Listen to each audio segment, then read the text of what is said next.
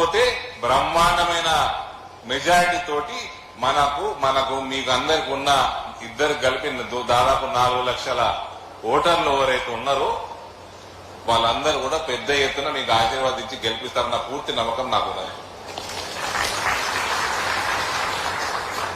ఇక నేను రాంగరాంగ మా నవీన్ తిడుతున్నాడు, పొలం తిడుతున్నాడు అనుకున్నా. ఇక్కడ ఎమ్మెల్యే తండ్రి ఏదో అన్నారు అని. ఆయన పాపం ఆయన దగ్గర కొన్ని పోతున్నట్లేదు, కొడుకు ఎమ్మెల్యే అయ్యాడు కదా, ఆయన మనసున పడతలేదు, ఏదో అంటున్నాడు. వాళ్ళ బాసు కేసీఆర్కే బిచ్చం పెట్టిన కుటుంబం నాది. 42 సీట్లు ఇవ్వకుంటే ఈ బిచ్చగాళ్ళకి ఇలా అలా పార్టీ లేదు, అలా రాజకీయమే లేదు, అదే లేదు. అందులో ఒకడు ఈయనొకడు. అందులో మా డాక్టర్ రగేడి ఎన్ని సంచులుండే నీ దగ్గర? ఎన్ని సంచులుండే? 50 ఫోన్లు చేసిండు నాకు. అన్న సంచులు ఇప్పుదాం, సంచులు వద్దని. ఏమైతుంది? ఇక్కడ ఉత్తర భారతంలో ₹1 కాదు, ఈడ 50 కోట్లు చేస్తున్నాడు. ఇక్కడ ఉన్న గరీబోలు చాలా మంది ఉన్నారు. నేను ఆ రోజు చెప్పినా, ఈ రోజు చెప్పినా, ఇలా జెడ్పీటీసీ నిలబడేటోళ్ళు ఎన్ని చేతులు ఎత్తిండ్రు. వాళ్ళందరూ రాజకీయ భవిష్యత్తు కోసం మనం ఎక్స్పెరిమెంట్ చేద్దాం. ఈయన దగ్గర ఎన్ని సంచులు ఉండే అడుగురు. ఆయన ఇంట్లోనే ఉండే సంచులు. మన దగ్గర లేక కాదు, ఇంకా నాకు వచ్చింది మా అత్తగారి సొమ్ము కూడా కాదు. మేము కష్టపడి సంపాదించుకున్న సొమ్ము, నేను కరప్షన్ చేసిన సొమ్ము కూడా కాదు. ఆ కాంగ్రెస్ వాళ్ళకు కూడా చెప్పినా నేను, అదే మీరు పంచకుర్రా ఆయన పైసలు లేక కాదని. కాబట్టి తీసుడు మొదలుపెట్టి గుమ్మరిస్తే మీరు తీసిన కళ్ళకు కూడా కనబడే ఓడికి. మీ స్థూలకుంట నా కొడుకు మీ కేసీఆర్ బిచ్చగాడు, ఆయన కొడుకు బిచ్చగాడు. కొన్ని ఫోటోలు అయితే సోషల్ మీడియా బట్టలు కూడా సంఖ్య లేకుండా నా కొడుకులకి ఇవాళ లక్షల కోట్లు ఎక్కడికి వచ్చినాయి? వీళ్ళందరూ సొమ్ము కాదు, ప్రజల సొమ్ము కాదు. ఆడ చెట్టనా కొడుకు ఇవాళ ఆయన బిడ్డ వేయింది ఏడికి మార్కెట్. ఏ ముఖం పెట్టుకుని పోయిందో పసుపు రైతులకు చెప్తా ఉన్నా, ఏం దొరుకుతుంది దాన్ని బట్టి కొట్టురే టీఆర్ఎస్ వాళ్ళు వస్తాయి. ఇవాళ రేటు నేను ఆ రేటు నేను హ్యాపీగా ఉన్నా నేను అంటలేను, నేను సంతోషంగా ఉన్నా అంటలేను.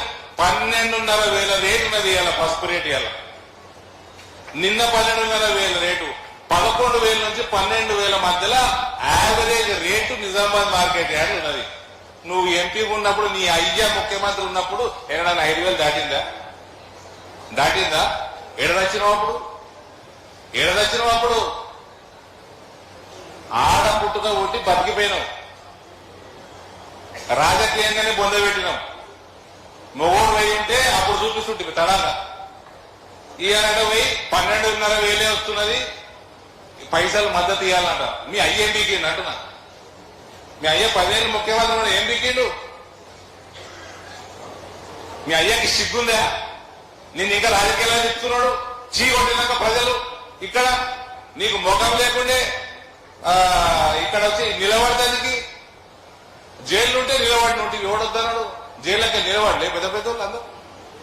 జైల్లోకి ఎలక్షన్ నిలబడలే. నేను ఫ్రీడమ్ ఫైటర్ అని చెప్పి బీఫామ్ అది ఏనోటి ఒకటి నామినేషన్ డిపాజిట్ కూడా గంటలంతా అయిపో పీడవలిపో. ఈ మొక్కలు మీ మొక్కలు వద్దురా పోయి చూసేది మీ మొక్కలు చూడం మేము. అంటే ఊకే మీద వాడి తిరుగుతారు. ఇటు కూడా వచ్చినట జగిత్యాలకి. మీకేం పని? మీ జిల్లాకి ఏం సంబంధం? ఎమ్మెల్సీ ఏమో ఆడ అలా అయ్యి అక్కడ ఇచ్చుకున్నాడు ఎమ్మెల్సీ. ఇక్కడ ఏం తిరుగుతున్నది? డిస్ట్రిబొమ్మ లెక్క.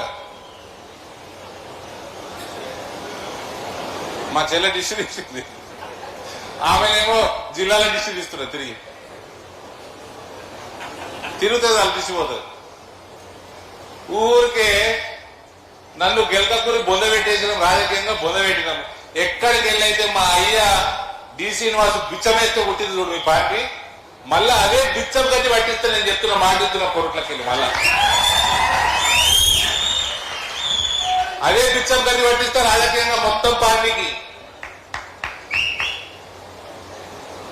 ఈ రాష్ట్రంలో ఏడ కూడా పింక్ కలర్ కనబడదు, గులాబీ రంగు అన్న కూడా చేస్తా బిడ్డ,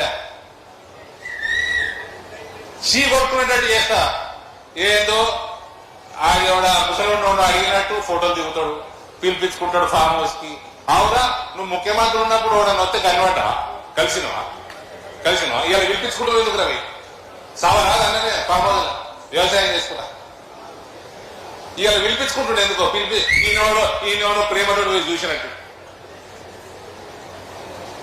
మొత్తం ఖాళీ అయిన పార్టీ ఇంతో అంతో ప్రజల అభిమానం ఉన్నోళ్ళు ఓడన్నా మీకు 4 ఓట్లు వేసేటోళ్ళు అనుకునేటోళ్ళు అందరూ ఆ పార్టీ ఖాళీ అయింది. వీళ్ళ మొఖాలు దరిద్ర మొఖాలతో వచ్చే ఓట్లు కూడా రావు రానున్న ఎన్నికలలో.